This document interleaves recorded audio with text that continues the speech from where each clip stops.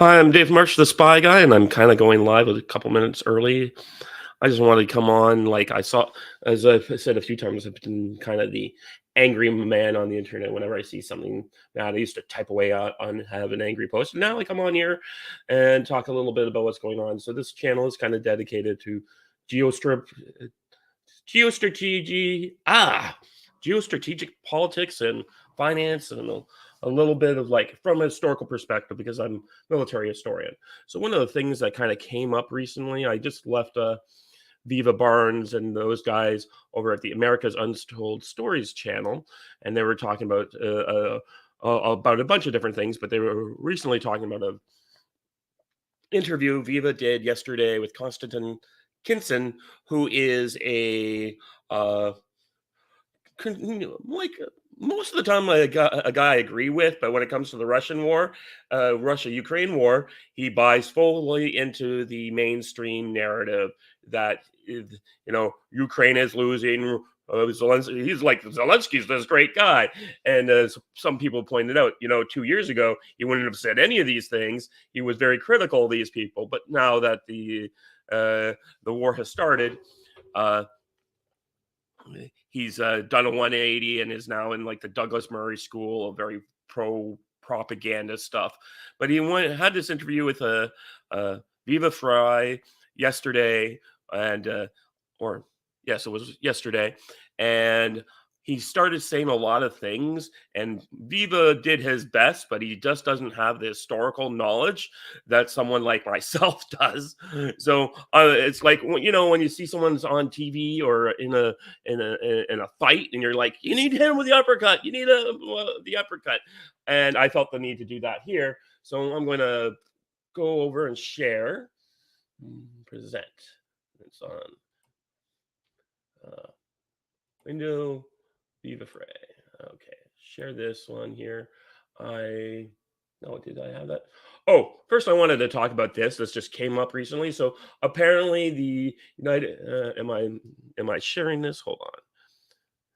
I really need to get two screens. Yes, so I am sharing this. So I saw something that said, the English have decided they're not going to. The United Kingdom is banning anyone under the age of 50 from getting COVID-19 vaccines. That's kind of interesting. So I came over here to look at that. And it's been fact-checked by the AP with the most mealy-mouthed, a typical mealy-mouthed fact-check. False. Well, the country will stop widely providing the vaccine to those under 50 next month. Anyone deemed to have a clinical need, such as those with risk of severe illness, as well as frontline healthcare workers and the caregivers will still be giving the shot. What? That is like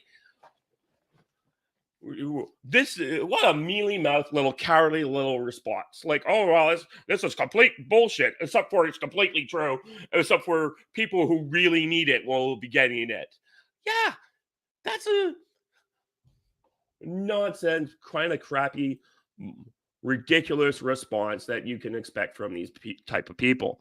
So what did I have it? I think I had it over here. Here I have it. It's on one of my Microsoft Edge tabs. So I'm going to just go back to here, move the share over. One of these days, I've been meaning to go and just like change my setup here, and I need to get a new desk and get rid of a bunch of furniture and really rearrange my office here so that. Yeah, you're right. It's true. It's apparently happening. It's like people under the age of 50 are no longer going to be required for boosters or anything else. Yeah, thanks. Good to see you, Kev, my sometimes co-host from when we're doing more pop culture stuff. But yeah, apparently it's true. And these guys are going out there and doing like mealy mouth, like, oh, it's not actually true, but it's not totally banned. It's just mostly banned for all the people who used to be forced to be taking it. Anyway, so here is I'm going to go here, present your share screen, Microsoft Edge tab. Here it is. So here is the conversation. You never with Twitter, I'm not defending that tweet, and there's no but to it. It's actually just going to be the segue into the next part of this discussion. Twitter, it's very difficult to read sarcasm sometimes. It's very difficult to read I had the thought the other day, like when it comes to human interaction, sometimes you can say the same thing and do the same thing in a loving manner or in a hateful manner. And you know the difference in real life, but when it comes to the written word, you can't tell the difference. So people want to know your position on Russia-Ukraine war. And instead of me saying what I think it is, this is like the good time just to you flesh out, explain your position on this. And I want to try to like bring it back to the West turning into the East, and then maybe some people thinking the East becoming more West than the West is at this point. Your overall take on this, given your background, what is it? That latter point is a myth, and I think a lot of people have gone so far off the deep end. They think that Putin's Russia is this great sacred Christian, you know, the savior of Christendom. Yeah, there's definitely people who go around saying stuff like that. I don't agree with that. Every so often, I get these people on because I know and understand, much less people like Scott Ritter or Douglas MacArthur understand Russia's winning the war. They equate that this is great news. I think that both myself, McGregor, and Scott Ritter would be saying, no, we don't want Russia to win, but they are winning, and this is the consequences for those actions. And but there's lots of people now going around saying, well, he's bringing out the civilization, and he's a defender of Christianity and all this other stuff. And to what I can say about that is basically someone's pointing out that a lot we have some countries are now civilizational states. Like it doesn't matter if the Chinese Communist Party is in charge of China, they're still going to be very much similarly ruled by whoever takes over for them, because the Chinese culture is very much about this centrally planned authoritarian structure, versus countries in the West, which are more based on the concept of the individual. So Iran is a civilizational state, or Persia is actually more the civilization state. Russia, for the most part, is a civilizational state. Much of Europe, when it's not being run by the EU, is a civilizational state. The countries in South America and the Americas and Britain are much more who birthed a lot of this stuff, is all more about the individual. Individual is the start, versus the other places countries are national. So I'll continue. I mean, that could not be further from the truth. My position is very simply this. I believe it is in the West interest to prevent irredentist Russia from expanding ever further westwards. Yeah, well, we could have done something. Irredentalist Russia expanding ever westward. It's probably not true. They're just remember, they started the war because of our basically screwing up the relationship. There's a guy named a Harvard economist professor named Jeffrey Sachs, and he was instrumental in the post-Cold War era of getting all the Eastern European states up and running again. And he said at the time, basically, he went in to the U.S. State Department with a Marshall Plan style decision to reform Eastern Europe. And they went in there and he got Poland, and they said, yep, we'll give you all the money to get Poland up and running. This is a great idea. We're fully on board. And then he said, well, I'm going to want to take this exact same plan and apply it to Russia. And they're like, no, we're not doing that. We defeated those people. We're not giving them anything. And we basically treated Russia as the carpetbaggers treated the South after the Civil War. And Putin comes along and refixes that up. But we'll go on. I understand the argument about NATO expansion provoking Russia, but what people never seem to think about is, okay, let's say NATO didn't expand after the collapse of the Soviet Union. Latvia, Estonia, Lithuania, Poland wouldn't be part of NATO. Do you think that they would still be independent countries? Totally think that they would be independent countries, or at least they would not be occupied in the way that this guy's trying to make it out to be. No, those countries would probably be possibly in a sphere of influence with Russia, in the way that Ukraine and Belarus were in a sphere of influence after the time, and with various levels of control. But no, Russia is smart, realized that the number one problem with this, why Russia collapsed in on itself, why the nationalist movement started, is because they realized the cost of empire was too high. The control, maintaining all these troops and all that stuff there and ruling these countries directly was really draining the Russian treasury. Recently on Twitter, guys, some people I follow called Russians with Attitude, they have a podcast, and they were just proving it that that during the Soviet era, the occupied countries, Poland, Hungary, Bulgaria, were getting greater money and greater influence than heartland Russia. Basically, the colonies were getting a priority, a lot more crappier stuff than the traditional Russians in the heartland were getting. Now, sure, a lot of people would look at that and say, well, yeah, they got more of a crappy product. So if you get more garbage than the guys back home do, is that a good thing or not? But that's the situation there. So Russia decided to give up its empire. They wouldn't be. And this is what you're Russia does completely every wrong. time that it's able to centralize and coordinate power. Completely wrong. Russia throughout history has not done that at all. They have periods where they look eastward or periods where they look westward. And at those times when they're looking westward, they come in and they try and engage with the West and become an equal partner. And at many times in the past, they get the high hand from the West because we don't want them messing around in our stuff.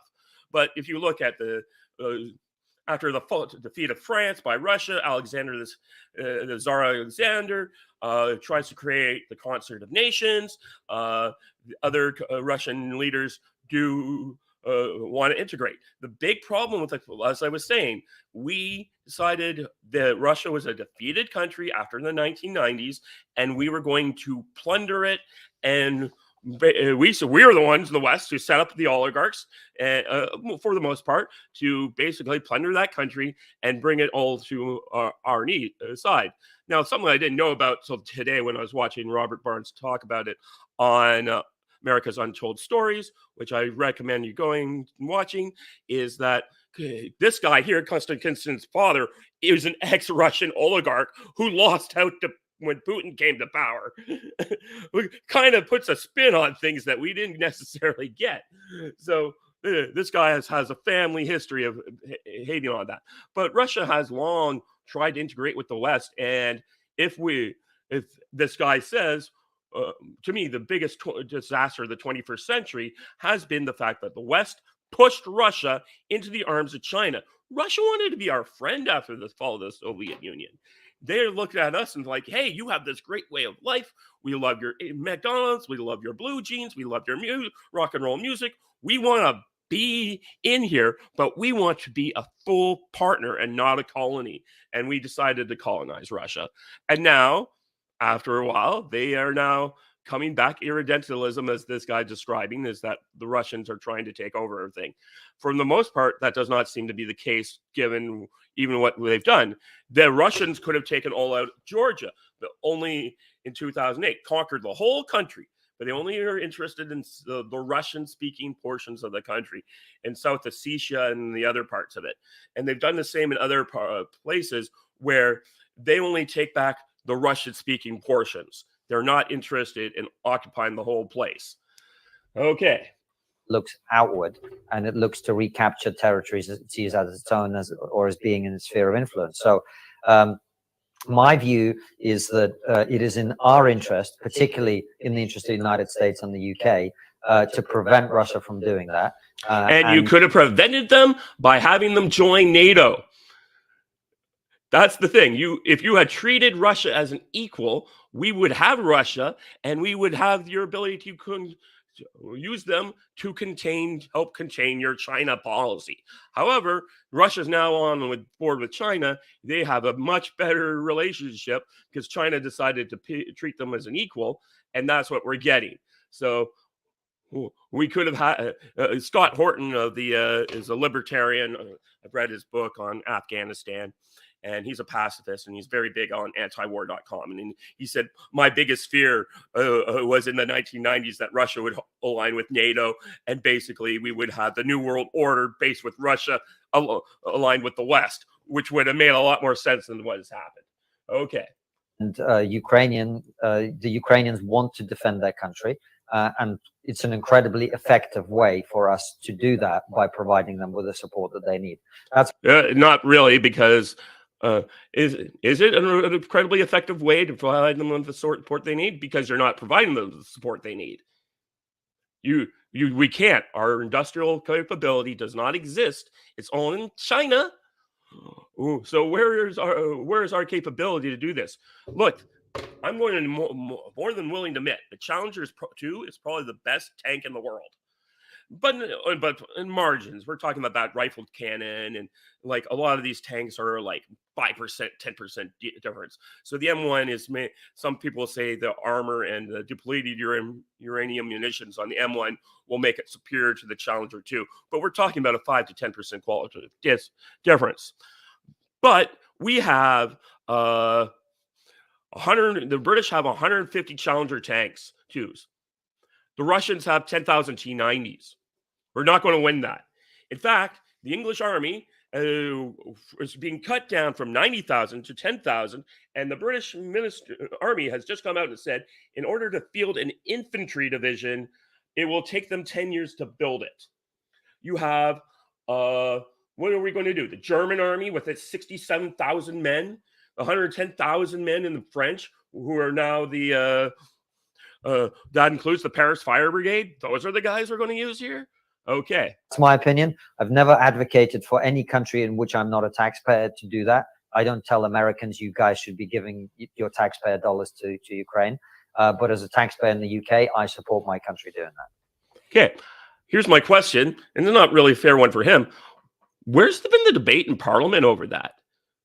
Like, is there no one in the, the decision in UK for these sanctions against Russia is literally killing old people. Well, I just read about it. There are people who are now paying 5 to 10 times as much energy costs in some of the European countries. In Germany, people are now like going cold and dark. Fortunately, the winter has been a lot more milder than I originally feared. But all these people are suffering in England to support this imperial project by the West. And how's that working out for you? The question is going to be this, though. I say financing conflict. The Russia expansion to reclaim territory that it lost, previously. I mean, people could understand that as well. When you go to the Ukraine in particular, and you back it up, I consider you to be more educated on this than me and many other people. But I think I've gotten the grasp on it now. When you go back to the Maidan revolution in 2014 and how that plays into this, where do you not get the sense, notwithstanding what you might feel are, I don't know, they call them imperialistic tendencies of Putin, can barely manage his own country, might not have global domination on the checklist. But the revolution starting in 2014, do you not see potentially Western interference, Western meddling? Every revolution has Western meddling. So or Eastern meddling. Every revolution has foreign meddling. That's the American Revolution. Did the French not help quite a lot? Were they not involved in that? Every revolution, whenever there is a revolution, foreign actors will attempt to interfere. But what actually happened in 2014 was President Yanukovych promised the people of Ukraine, after being elected, that he would sign a trade deal with the European Union. And under pressure from Putin, he changed his mind and promised. Okay, the problem is the deal that was being offered by the European Union really sucked, and the deal that the Russians were offering was much better. Basically, it was a customs trade union already existed between Ukraine and Russia, which was 90% of its trade. I can't remember the exact percentages, but the European Union deal is basically, yeah, we'll trade with you some stuff, but you have to give up your customs union with Russia. So basically, in order to free trade with say Europe, Canada has to break NAFTA. We're not doing 90% of our trade with United States of America. You want us to cut 90% of our money to go make a deal with 5%? That's kind of what the deal is. I can't remember. I think the percentages are a little easier, but that's the situation there. To sign one with Russia instead. A bunch of students went out and protested about this. There weren't very many of them. They weren't particularly disruptive. And Yanukovych sent in riot police, who beat them up. And that's the point at which ordinary people went out into the street to protest about the treatment of these students, again, under Putin's direct. So a classic color revolution that we've seen throughout the Middle East and in other countries, and including Canada, where they, though to a lesser extent, when the Tides Foundation illegally funded the 2015 election. We've had clean elections since. Correct instructions, and we have phone call logs from Putin and Yanukovych. They were speaking many times every day when this was happening. Yeah, and we also have phone calls, thanks to WikiLeaks, about what the Americans use stuff as well. Including Victoria Nuland and Michael McFaul choosing the next prime minister of Ukraine after the coup. Cracked down on the new protesters again, tried to beat them up. There was police with, all sorts of brutal tactics, brutalizing the protesters. And that's why the Ukrainians came out into the streets in the tens of thousands in Maidan. Now, was America upset about this? Was America unhappy that Ukraine was moving in a pro-Western direction? Of course not. But this was a country that was the Americans were stoking that. The classic thing. Is America unhappy about this? Of course not. No, America's actually provoking this. of the Russians. Thank you, WikiLeaks. Thank you, WikiLeaks, which Viva unfortunately doesn't know about that. They reacted to the fact that it was no longer going to be that in 2014 by biting chunks of Ukraine. They reacted not at all like that. Russia, for as near as we could tell, spends a lot of time trying to prevent this from happening. They take Crimea full on. They bought off Crimea because they had the military base and they weren't going to screw around. But there are numerous protests all over in the areas. Imagine if Trump won 2020 and generals came in, there's protests in Washington, D.C., and he's forced to flee. You think that flee the country, and suddenly the protesters in D.C. installed Biden. That's a description of what could have happened. Do you think there would be people would be just okay with that in Florida and Alabama and Texas that happened? No, there were protests all over the country, whereupon the Ukrainians also raised up militia troops and went to town on them, including throwing 150 people in Odessa in a building and setting it fire and shooting on anyone who tried to escape. This is the problem that Ukraine's always faced. It's not really a country that's existed for a very long time because it lies. Yeah, that's certainly true. The Ukrainian country really only comes about as a part of the Treaty of Brest-Litovsk in 1917 between the Russians and German, and basically the Ukrainian country as we know it today was the portion of Russia they gave to the Germans and the Kaiser as war booty. On the border between two great civilizations, and it's always been disputed territory. It's a great tragedy of the lives of the people who live there. Now, do you find there are certain, people are going to vehemently disagree with you. People are going to say this, there is a little bit of demonizing and canonizing on both ends. But when I look at these, and I don't think I've gotten blackpilled, but I'm not far off. When I look at some countries saying Putin is a murderous dictator, and that he may be, but then you look at the West and the things that they've done, in terms of violating sovereign integrity of foreign nations, fabricating wars that lead to the deaths of hundreds of thousands of innocent civilians. Part of me, this is also bringing it back to the discussion about, not political correctness, but doing evil while cloaking it with benevolence, which is sort of the way of the left today. I see similarities in the way Western governments have carried out their atrocities. They do it in a manner that allows them nonetheless to judge and create international conflict on the basis of other dictators doing it not so politely. So Putin. That's why I was so vehemently opposed to the war in Iraq, the war in Afghanistan, the intervention in Syria, the intervention in Libya. I disagree with the West foreign policy on all of those countries. This isn't the same. This is a country that's been invaded that is asking for help defending itself. This isn't Iraq, where we just came in and decided to remove the person who runs that country. We haven't invaded Russia. We haven't tried to depose Putin. We just have them come out today. Was it 2 or 3 days ago where they admit the entire point? Well, first off, the entirety of sanctions is about deposing Putin and getting rid of him. We've had long policies of supporting people in Russia trying to get rid of Putin. Look at the entire Medvedev presidency, and thankfully for the West, Medvedev did wasn't president for 2 terms because he's actually way crazier than Putin. He's hardliner, and those people who say this is just him coming out, no, he's the guy who ordered the intervention to Ossetia.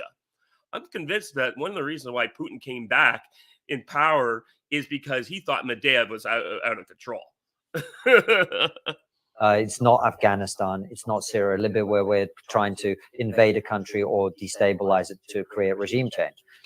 We have been trying to cause regime change in Putin's Russia for at least a decade.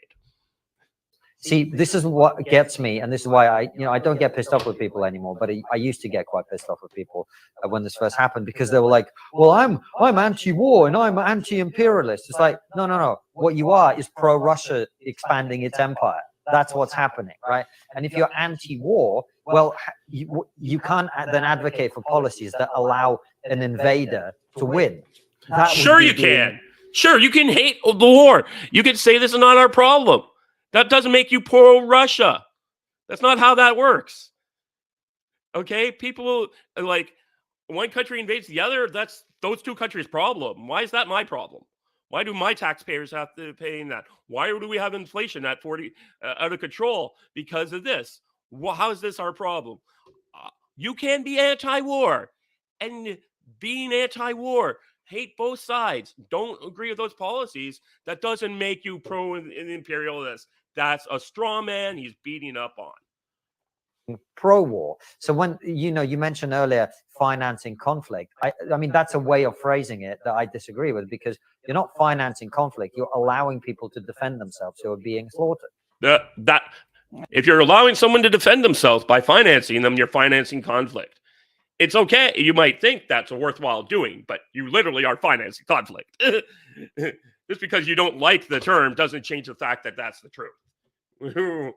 This is going to be the fundamental 1 screen, 2 films, which the bottom line to all of this is I think there's room for good-natured disagreement. And what upset me is that my tweets, which this morning I tweeted out. No, don't worry about it. Why don't we just talk about the issue? Forget about the tweets. I'm not pissed off with you. Okay, no, I was going to say, like, it's all good. Even yesterday, well, with Ben Shapiro now, going back and assessing his position on vaccine, where it's disagreement. But anyhow, so that'll be a separate issue. I think people are never going to agree on this. The only question is, what is going to be the solution? Because people are going to look at you, Constantine, and say what you're suggesting is victory at all costs. No, when did I suggest that? Well, because you're saying that if you're dealing with Hitler, if people view, when did I call him Hitler? Well, no, okay. Look, if you're dealing with someone who you think has... See, this is what people who think what you think about people who think what I think. I don't say any of those things. I didn't say Putin was Hitler.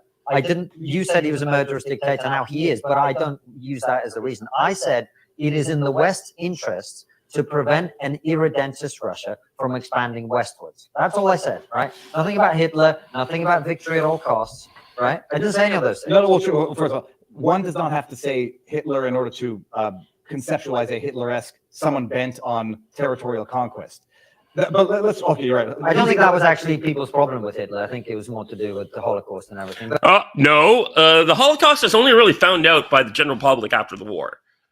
No one really knows that that's really going on. I mean, like intelligence agencies, I'm sure Churchill and FDR and Stalin knew all about this stuff, but the ground troops were really surprised when they overran the death camps. That's why people are pissed off. Before then, it's all about Hitler just trying to conquer the world. It is really why people are trying to stop him. He's trying to upset the balance of power by conquering all the countries. That's really what World War II is about. Like stopping him from, he's lied a bunch of times. He's taken a bunch of territory. We need to stop this guy before he gets too far. And unfortunately, maybe Czechoslovakia was the better place to stop him at than in Poland.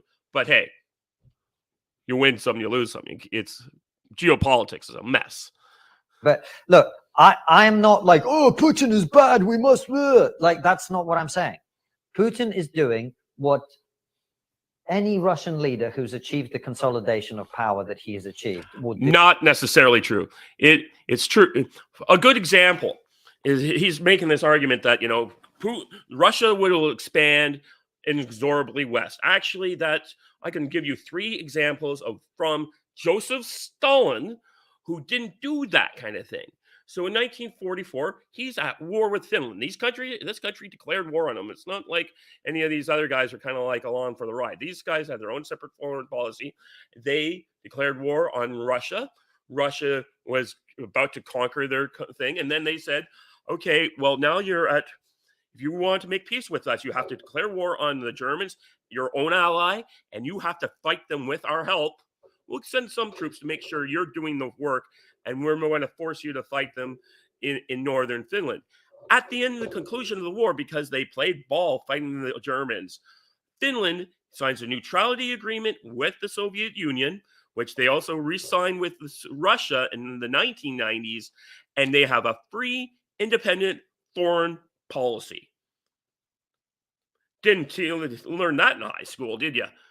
Another example. The Soviets have invaded and captured Austria and Vienna. They love the city.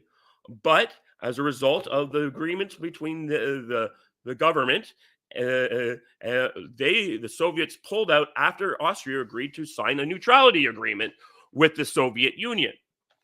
Third, they completely pulled out. This revanchist thing. Stalin, the great dictator, leaves a country and allows a democratic pluralistic society to come into being. He's not forcing them to be socialist or communist at all. And why? And then finally, the Warsaw Pact only comes into existence because of NATO bringing in then neutral Western Germany, and the Soviet Union responds in kind by the creation of the Warsaw Pact. They could care less about NATO at that time than when that happens.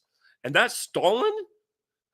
Lots of people do these things. So this idea that this is a constantly expanding westward is not happening here. The early days of this conflict show that, where the Russians basically only after incredible pressure did they eventually intervene.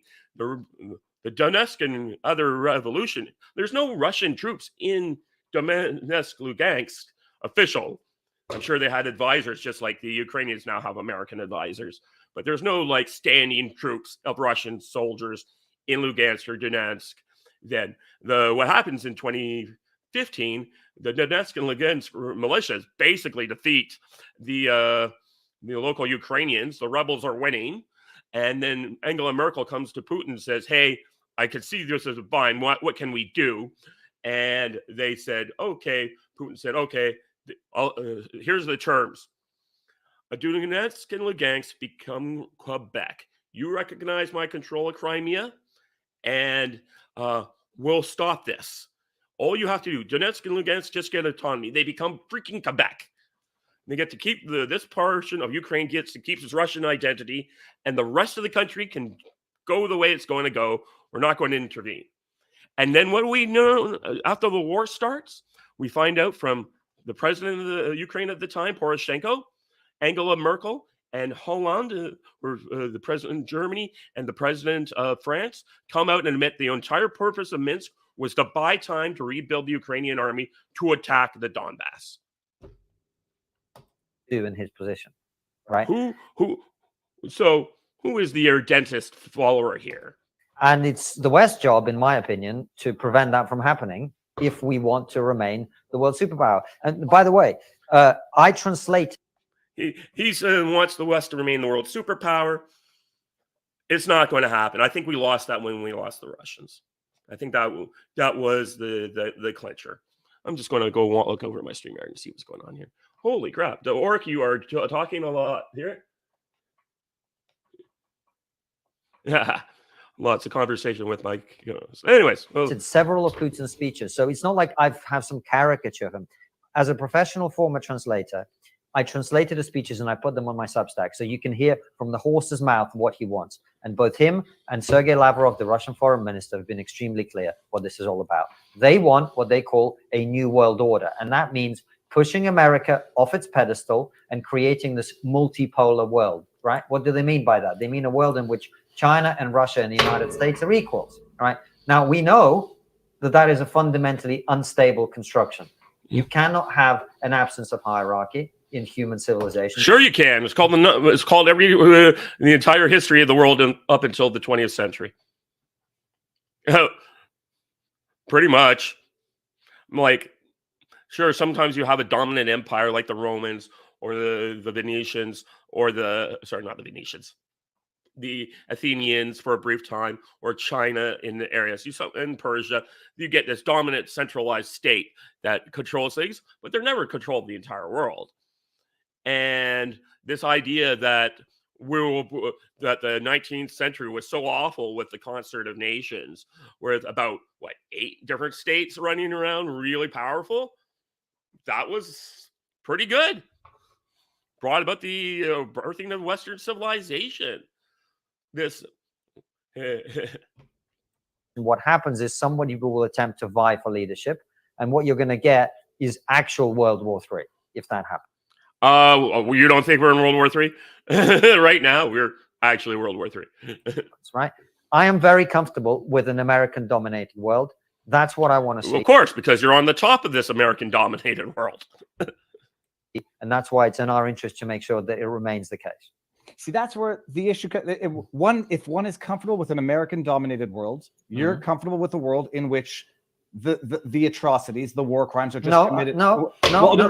Yeah. Well, because I'm not comfortable with this stuff, but yes, you are. You want this thing against those things. Those invading Iraq and invading Afghanistan was not necessary for the United States to remain a superpower in the world. It's actually probably weakened them, though. The argument is that actually I would maintain the invasion of Afghanistan was a perfectly good thing to do, but they needed to leave in 2003 when they had won. Oh my God, the United States had completely won. Mission Creek came in, and 20 years later, they're running away from their tail between their legs instead of just admitting victory like the British did in the second Afghan war and left. Those are foreign policy mistakes that I disagree with. The same with Syria, the same with Libya. You don't have to buy into the neocon project to think that America is a force for good in the world, which it is. Well, getting to that, I will agree with that. America being a force for good in the world, and the Russian New World Order, it does seem, or it does feel like America itself is working towards a New World Order itself as well by forming basically a global type government, which is why I think people are actually sort of amenable to looking at Putin and Russia, not China so much, but Putin and Russia as sort of the resistors to what people see as the New World Order of the West, which is dominated by all of the things that you noticed in Russia back in the day: censorship of free speech, censorship of free thought, getting people to believe the absurd that men can be women, women can be men, and that the people in Chernobyl were not radioactive. It was just in their heads. Right. So you don't think this happens in Russia now? Well, I could say this. I don't know what happens in Russia now. Okay, so yeah, it's true. The stuff like this is happening to Russia too. The problem is that we're becoming like them, and that's why we're in Russia now. If you call the war in Ukraine a war, you go to prison for 10 years. Okay, that's what happens in Russia. Now, is that the multipolar world that you want to be living in? Well, but then the flip side to that is in the Ukraine, if you act in a hell, I don't even know in Ukraine, if you could test the American election, you have there are 600 people in January 6th American prisons right now who are in there for the crime of trespassing. People have been in solitary confinement in DC jails for years now, for close to 3 years now, for protesting against the election. If you're allowed to even say things anymore in the Ukraine, there you are. It's just as tyrannical as in Russia, but for the good. No. In Ukraine, what's happening? This is a country at war that's defending itself, and it operates under wartime rules. Right? So how's that any different than Russia? If you're saying Russia, so it's okay for Ukraine to lock people up for because of wartime censorship. Russia's at war with Ukraine, according to you. So Russia's doing the same thing. So 6 of one, half dozen right? of the other. All this stuff about how he's banned the Orthodox Church, complete bullshit. What he banned is the Russian Orthodox Church. Okay, so so it's not bullshit. It's true. Elements, yeah, that got sort of blown up. Who were open collaborators with Russia. And I know this because I have members of my family who are part of that church who were saying to me on the day the invasion happened, I am so glad they've invaded. Right? Good. Okay. So open collaborators. So I know about these people. People say Zelensky's banned political opponents. Oh, no, he banned Viktor Medvedchuk, whose daughter's... And all other opposition political parties. He didn't just ban Medvedchuk, who he had arrested, the leader of the opposition arrested. I mean, like, why doesn't freaking, for the reasons he's about to say, why doesn't Rishi Sunak have the leader of the Scottish Nationalist Party arrested? Godfather is one Vladimir Putin, who's been funded for 20 years from Russia to create an alternative power structure in Ukraine. So that how's that different than Navalny? How's that not different than Americans influencing elections in Canada? When Russia invades, this guy can take over and lead. This is why, you know, all these Scott Ritters and all these other people are like, oh, you know, they invaded with only a small number of troops because they're not really trying to take over Ukraine. No, they invaded with so few troops. It's because Putin's intelligence was telling him that Ukraine was about to fold. We've got loads of people on board. We just take the airports, we get Zelensky, and then we've got the country. That's why they invaded with a small number of troops and got their asses kicked, right? I would have to understand what he means by asses kicked. That's just me. I would delve in more onto that to understand what he means. Because some ways they might have gotten their asses kicked. They didn't do that. But they invaded with a small economy of force mission, as we've discussed in other shows. And the reason Zelensky's banning these people is they're open collaborators with the enemy. What did the United States do when they were attacked at Pearl Harbor? Took 120,000 Japanese Americans and threw them in internment camps. Yeah, right? they committed. Zelensky hasn't done that.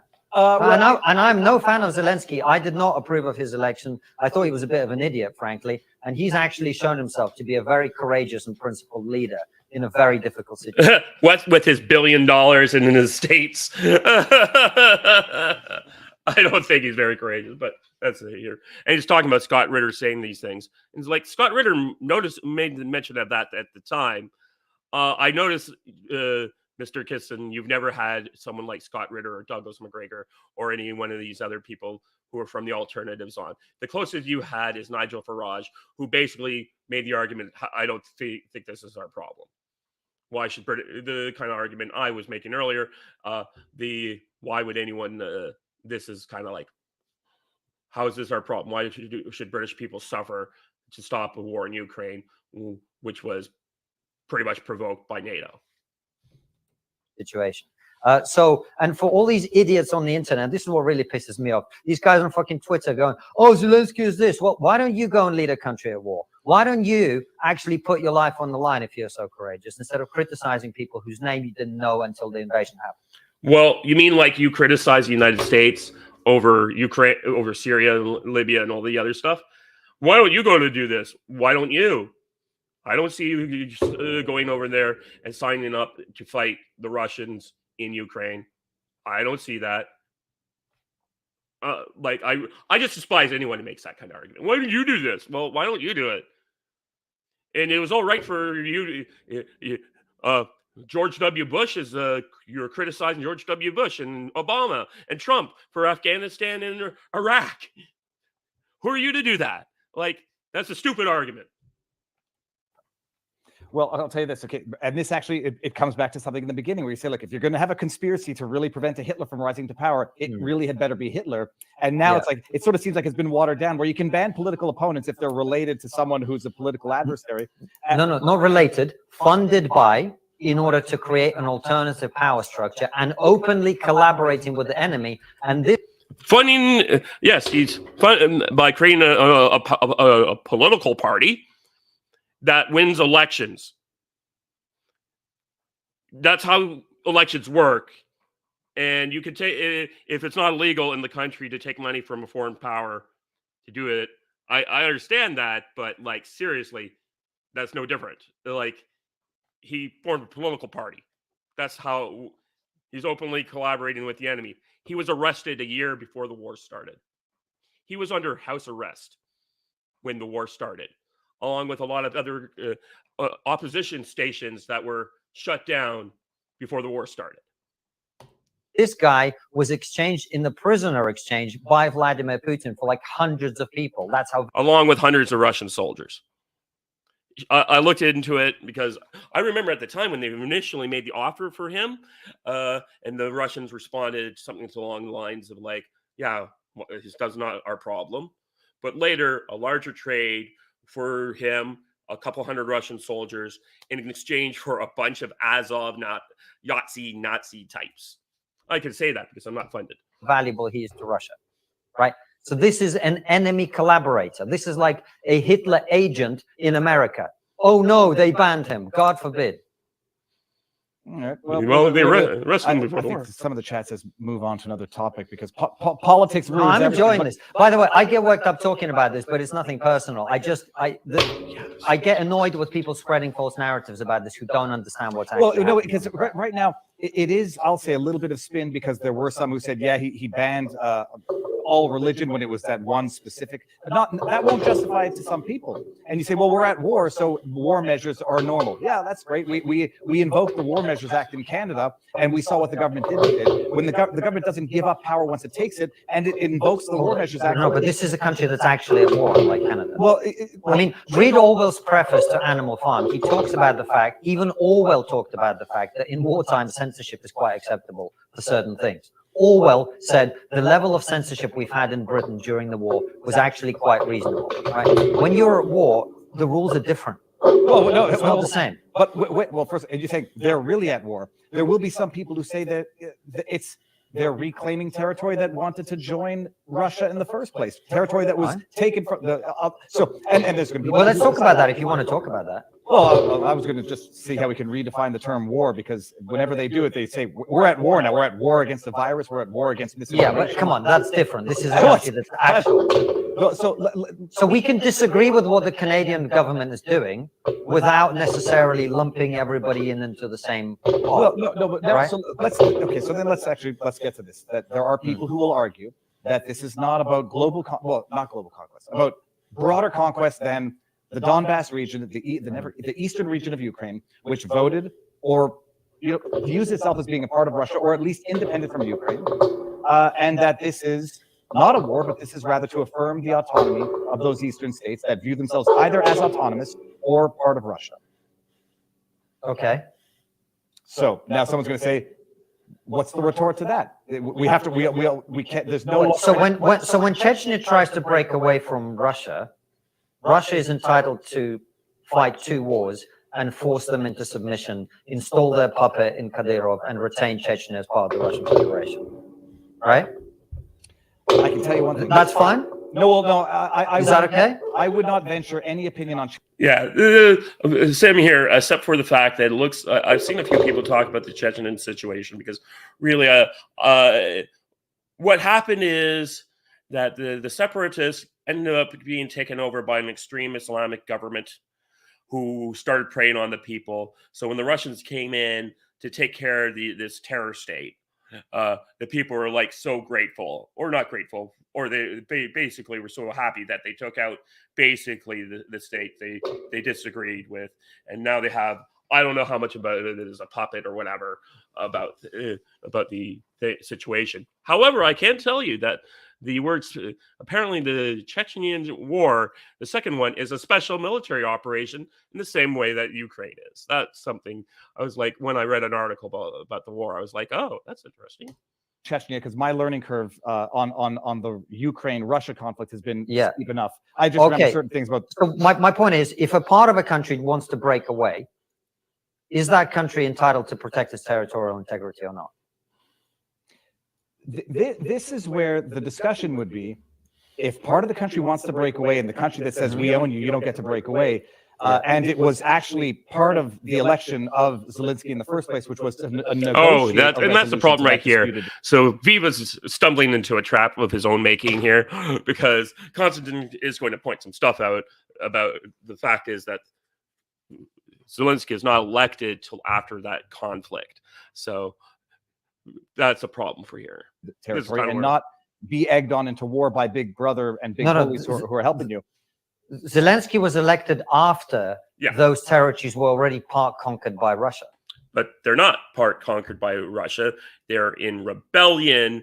And so there is material support from parts of Russia that are not actually the official government. There's a bunch of Russian guys who go in there who are former army officers or active army officers who are then like discharged from service and all that kind of stuff, who are helping to lead the rebellion in those two provinces. But there's no intervention directly by Russia.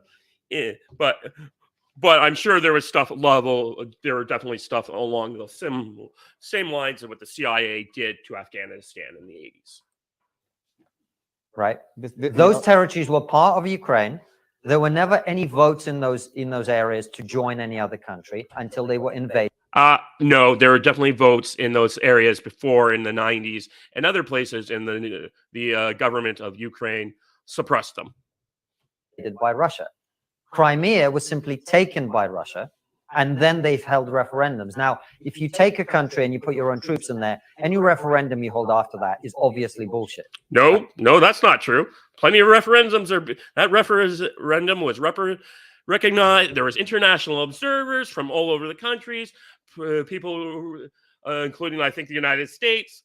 Of course, they said it was bullcrap, but people like from neutral countries were definitely not in favor at the time, like Pakistan and India and countries from Africa. And international UN observers watched that and pretty much said it was pretty fairly the people in Crimea wanted to get the hell out of Ukraine. Right. It doesn't help that, by this time the revolutionary government, by the Maidan coup, has banned the second most important holiday, basically the Russian equivalent of the 4th of July.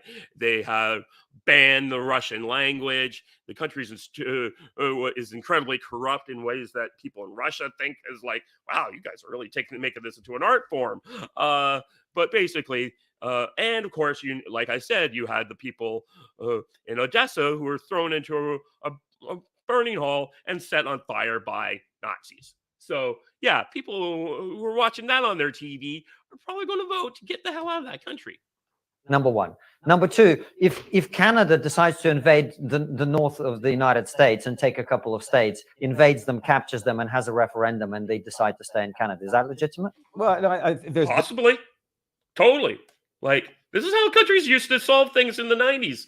It's the 19th century. This is... we've watched this kind of stuff happen all the time. This is all part of self-determination, and then from the Wilson Doctrine after World War I. There's nuance that's being left out of that hypothesis.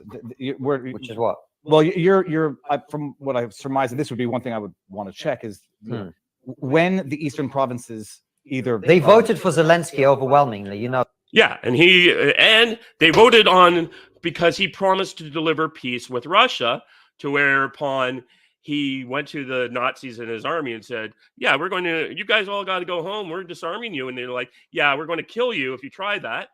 And then he signed up a deal.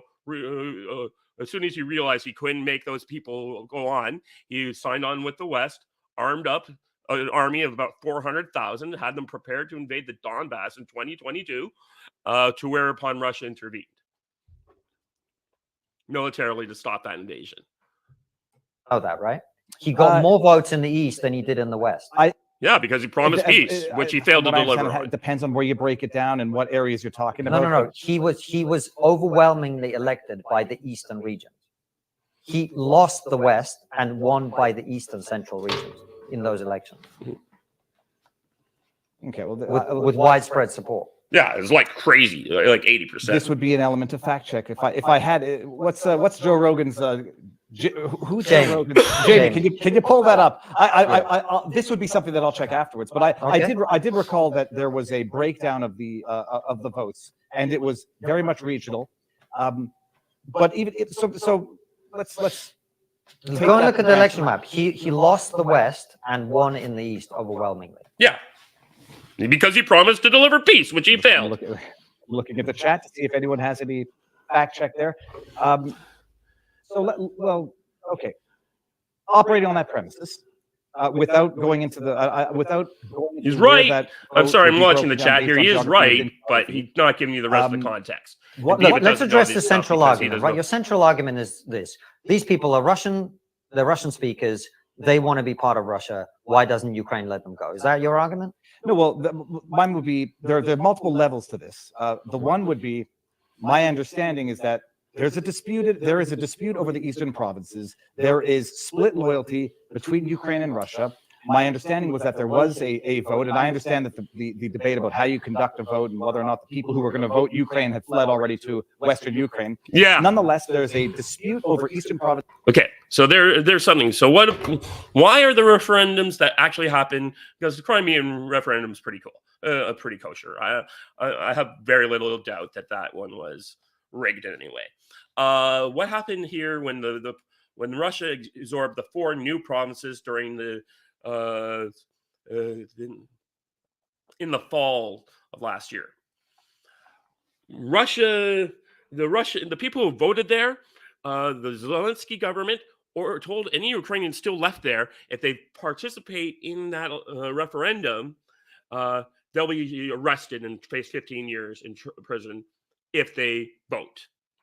So any loyalist Ukrainians are not participating in those referendum, so their votes don't go in. Plus, you have the fact that millions of Ukrainians, loyalists, speakers who are living in the Donbass regions fled west into Poland or into Western Ukraine or overseas. So they weren't there to vote. So that's something that should be said here. And Viva's kind of teasing that out, but saying, yeah, that's why you get a 90% result, is because the only people left who are happy to see the Russian speakers were happy to speak there. But the original thing is that Minsk 2 was basically making those 2 Russian speaking places into Quebec. Hundreds of thousands of lives could have been saved if we did that. Which historically have changed hands a number of times. So not like Canada just invading the US. Historically, it changed hands. Have independents who don't want to be a part of Ukraine or Russia, but be independent, and Ukraine says no. Zelensky elected in 2016. What was it? 2014 or 2016? 2015. 2017. I don't remember. I'm terrible with dates. Yeah. Well, he was elected in having run on a platform of negotiating a resolution, or at least engaging in it. Gets elected and then reneges on any form of negotiation now that he sees he has the backing of NATO powers. Okay, I don't think that's what happened. What happened, I think, that's pretty much what happened. is both actually neither Russia nor Ukraine were particularly happy with the Minsk Accords. They were not sustainable. Neither side followed them, and that's why you have the conflict that you have. But you've got to remember. That being said, that's an argument. I think that is a valid argument.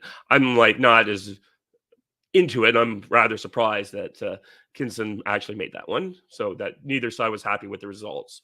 And I'm sure that Putin was happy with those results, but definitely a lot of people in his government and the populace were probably not as equally said for the Ukrainians. Remember, this all goes back to how did this whole thing start? It started with Russia invading and annexing Crimea and invading those 2 eastern regions and supporting the people who broke out there. Like you talked about, they did not invade.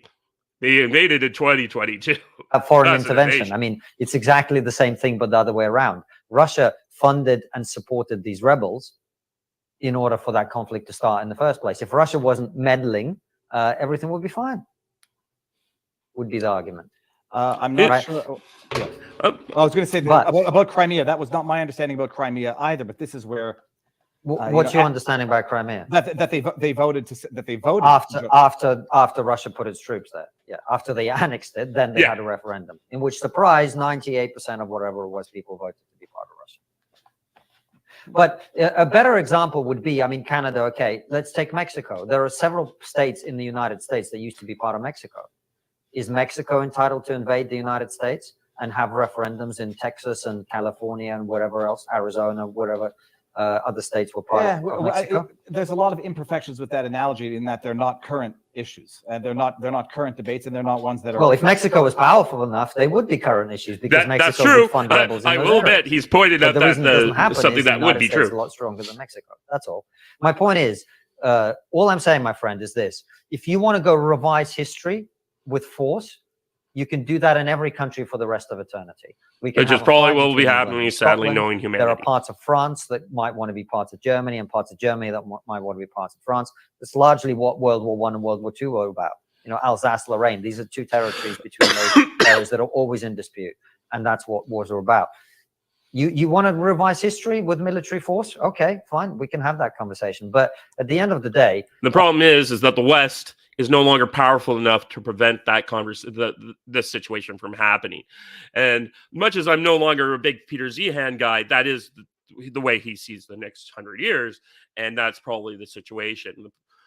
We are in this situation because the West is weak. And Konstantin Kisin doesn't know that. And that's kind of my problem. We're weak. So Russia is doing the things they can, and China are doing the things we can do because we've allowed us to become so weak. And one of the reasons I'm arguing against being a loser, but because we buy our own bullshit, we don't realize we're losing. And when the Russians conquer Ukraine, and it's pretty obvious what happened, what are we going to do? Now, there does seem to be some stuff happening that's going about that, with Poland actually starting to build its own armored divisions. And that's really the solution. But I don't think Russia actually wants to invade Poland, because they've been like through this a few times. Like, why do we want these people who don't like this? Like, in the same way that they don't want Western Ukraine. Either nations have territorial integrity or they don't. And my broader point is nothing to do with this anyway. First of all, the John Mearsheimer stuff about how Russian speakers, that means they're pro-Russian, complete bullshit. All of my family in Ukraine, north, east, south, west, all are Russian speakers. None of them are pro-Russian in this conflict. Wait, but you started this conversation off by saying all about your relatives who were happy to see the Russians there. So what is it? You just started this thing saying there was all these collaborators who were amongst your family, and now you're telling us, oh, my family is not a bunch of collaborators. How does that work? By the way, even the ones who were in the Russian Orthodox Church, who were pro-Russian from another part of my family, they've all changed their minds after they saw what Russia was doing in Ukraine, surprisingly enough. So this narrative about how these regions were desperate to break away, no, they weren't desperate. There were some people in those regions who were funded and supported by Russia, who decided that they would like to be independent or actually part of Russia. Lots of other people didn't want. You would be surprised to hear most people don't want to be at war. I would not be surprised to say that most people don't want to be at war. That is the most truthful thing he said. The most thing I can agree with in this entire conversation. People don't want to be at war. That's the conflict. But the real truth of it is, man, is from a Western perspective, it's nothing to do with that. It's about what do you allow Russia to do. And in 2014, this is what happened. Russia was allowed to start a civil war in Ukraine in the two eastern regions and annex Crimea. No punishment. So they come back in 2022. Wait, they were hugely punished in 2014. Nearly collapsed their economy. They were only bailed out by the Chinese. Oh, look at that. Right. No punishment again. They'll come back again. That's why, however, this no punishment. They're winning. They're stronger and more powerful than they've ever been because we're weaker than we can ever be. Like, we can't. This guy, what is the British Army on the Rhine? 3 divisions? Where's that? We have so emasculated and destroyed our capability to resist. We can't effectively punish these Russians who would be there if we still had, say, 4 armored divisions in Germany or in Poland. You think this would be still happening if we still had freaking 5th Corps and all those American troops over there? But we decided to, and the British Army on the Rhine, the French Army, the German Army, that's down to 67,000 soldiers and tanks that don't work. Conflict is resolved, and I don't think it will be resolved for a while because neither side is tired of fighting. What then needs to end up happening is Russia will. I think it will be over pretty. I don't know if Douglas McGregor is going to be right that it's going to be by the end of February, early March, but I do think Russia will conquer because they're just 4 times as big, millions of men and troops, armaments, an economy that's booming, all the things that are happening that are going their way. And yeah, and I think we will have probably after this, a real irredentalist Russia who is interested in really changing the face of things. We're losing NATO because of this. Will probably keep some portion of the territories it currently occupies. And in exchange for that, as I've said from day one, Ukraine gets some kind of long-term security, not guarantees, not like some words on a piece of paper, but actual physical security. And that means you'll either have to join NATO or there's a peacekeeping force and you get some kind of Korean-style split scenario.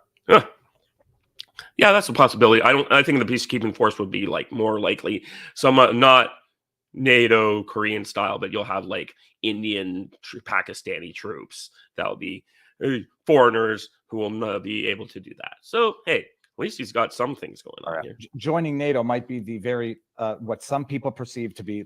You've characterized the Russian side. Others are going to say their existential threat is NATO expanding into Ukraine.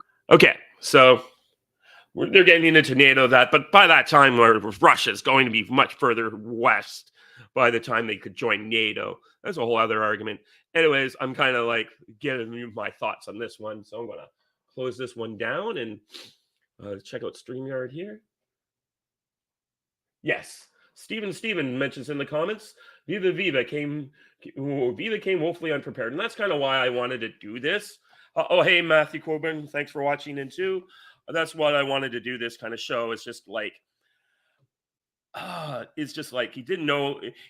Viva kind of blundered into that conversation. He did pretty well near the end, but the situation is he just doesn't have the background of, say, Barnes or an Alexander McCurse or Tom Luongo to go in there and actually argue this stuff out. Anyways, I also promised something else I was going to cover here tonight, and that would be the return of the Dreizen Report. Share screen here. Window. So, Richard, those who've watched this channel know that I usually am doing live picture readings of other YouTube and other content creators on various platforms. And one of the people I like to talk to has been Richard Dreizen, or read his stuff. And he took a holiday from his blogging and has only started like blogging in the last week of January again. So he took like a couple months off. Now he's going to start talking about some of the stuff that's going on in the Ukraine war. And he also over here, let me see if that is, sorry. Yeah, so here he's going to be talking about this particular blog post. He had a whole lot of stuff about the Republicans being wimps. And, you can't trust these guys. And it's just like, look, that's so mainstream pedestrian. I don't care about that kind of stuff. Okay. And you won't hear this in mainstream museum media. But on Wednesday, the head of the Ukrainian Army's Manpower Directorate announced that men with a limited capacity draft status, that is, men who previously went through the effort to identify a medical condition or mental disorder to their local draft office, which may or may not have involved an exchange of cash, are henceforth draft eligible. Although these medical cases, typically not all that young, will be sent to logistical units and not to combat. If you've been reading me,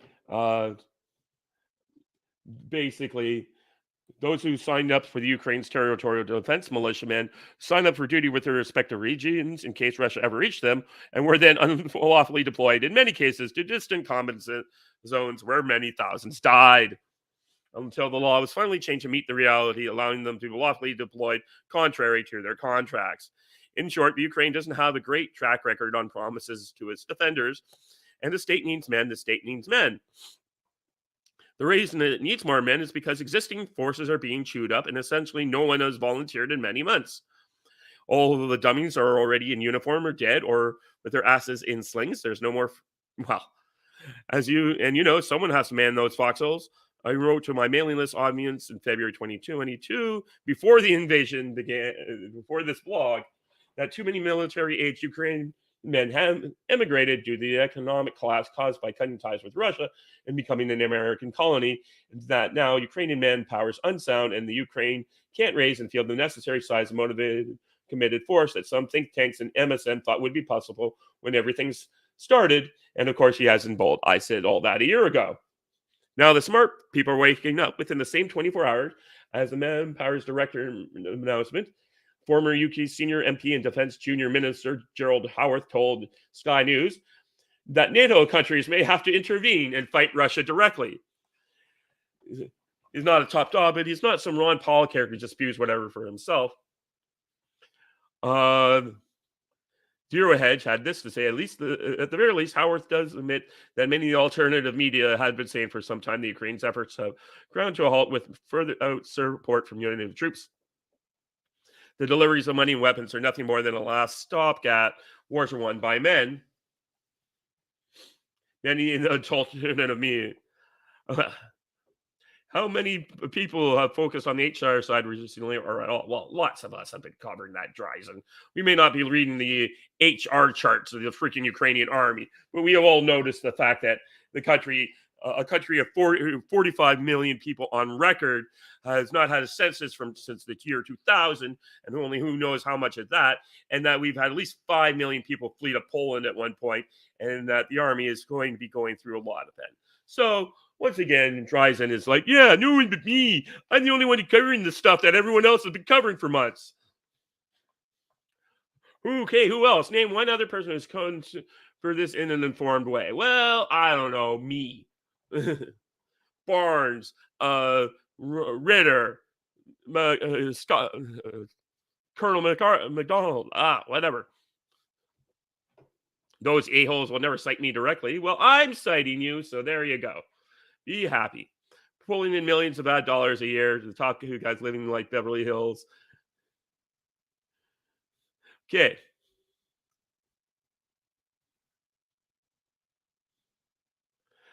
Okay.